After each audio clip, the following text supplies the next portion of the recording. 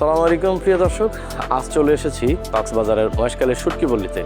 এখানে বিভিন্ন সামুদ্রিক মাছ থেকে শুটকি উৎপাদন করা হয়। সেই শুটকি কিভাবে উৎপাদিত হয় আজকে আপনাদেরকে আমাদের ভিডিও চিত্র দেখাবো। চলুন দেখে আসি কক্সবাজারের মহেশখালীর শুটকি পল্লী।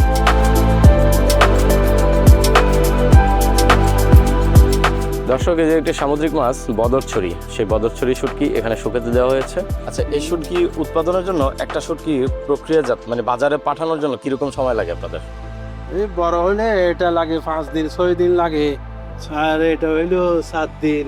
অর্থাৎ 3 দিন। মাছের সাইজ যত বড় হবে তত বেশি সময় তত লাগে। বেশি সময় লাগবে। এই শুটকিতে কি আলাদা কোনো এক্সট্রা মেডিসিন বা কোনো কিছু ইউজ করা হয় নাকি ন্যাচারালি আপনারা শুটকিটা? না না না, আমাদের এখানে অন্য কিছু এই মেডিসিন দিতে হয় না, ওই গুদাম জাত করার জন্য কিছু দিতে হয়। আপনাদের শুটকির আড়তটা কোথায়?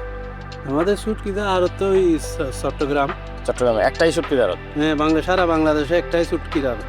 আপনার এখানে প্রায় এক মাসে কিরকম পরিমাণে শুটকি উৎপাদিত হয়? আমাদের এখানে তো এক মাসে প্রায় এই 400-500 মন এক মাসে হয় আমাদের ইয়ায়।